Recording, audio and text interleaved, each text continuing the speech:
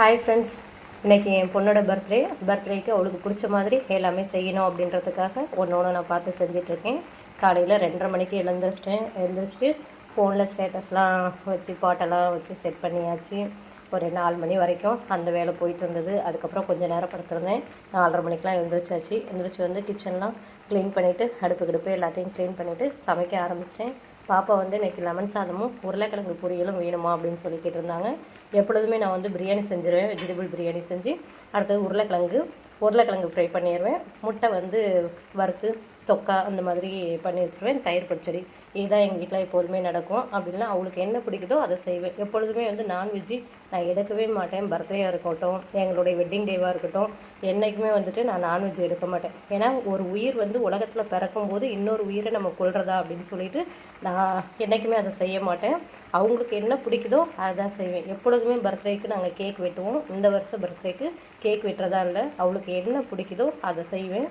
கடையில் வாங்குகிற பேக்கரி அந்த ஐட்டங்கள்லாம் வந்து எவ்வளோ கெமிக்கல் இருக்குது, எவ்வளோ பேர் வந்துட்டு அது சரியில்லை அப்படின்னு சொல்லிட்டு கம்ப்ளைண்ட் பண்ணுறாங்க. எவ்வளவோ நடக்குது உலகத்தில், வந்து எவ்வளவோ விஷயங்கள் நடக்குது. அதனால் இனிமேல் வந்து பேக்கரி ஐட்டத்தை எல்லாத்தையும் நம்ம வந்து அவாய்ட் பண்ணிடலாம். அதனால் அவளுக்கு வந்து ரவா லட்டுனா ரொம்ப பிடிக்கும். நெய் போட்டு நல்லா பால் ஊற்றி பாப்பா எழுந்திரிக்கிறதுக்குள்ளே ரவா உருண்டை செஞ்சிடலாம் அப்படின்ட்டுருக்கேன். ரவா உருண்டை செஞ்சு கேசரி தான் இன்றைக்கி செய்ய போகிறேன். கேசரி செஞ்சு வைக்கலாம் அப்படின்ட்டுருக்கேன். சாதம் வந்து வடித்தாச்சு, உருளைக்கிழங்கு வந்துட்டு அடுப்பில் இருக்குது. அடுத்தது பார்த்திங்கன்னா பால் இதெல்லாம் முடிச்சுட்டு அதுக்கப்புறம் காலை டிஃபனுக்கு நம்ம வந்து சட்னி அரைச்சிக்கலாம். சட்னி அரைச்சிட்டு பாப்பா எழுந்திரிச்சு தோசையை நம்ம ஊற்றிக்கலாம். இன்னும் வந்து வீடெல்லாம் மாப் போடல.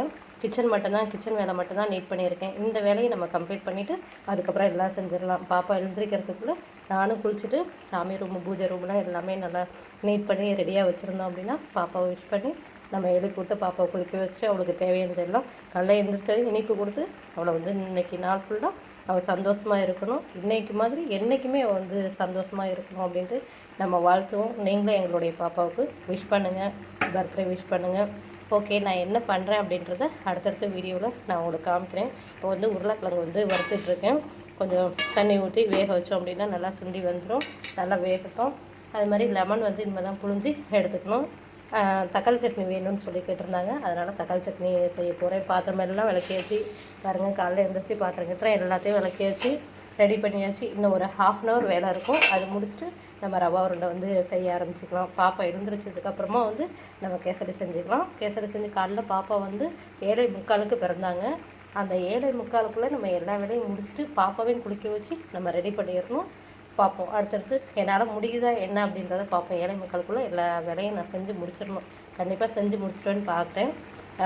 என்ன பண்ணுறேன் அப்படின்றத அடுத்தடுத்த வீடியோவில் பார்க்கலாம். ஓகே ஃப்ரெண்ட்ஸ், உங்களுக்கு இந்த வீடியோ பிடிச்சுன்னா வீடியோக்கு ஒரு லைக் பண்ணிக்கோங்க. நம்மளுடைய சேனலையும் சப்ஸ்கிரைப் பண்ணி வச்சுங்க.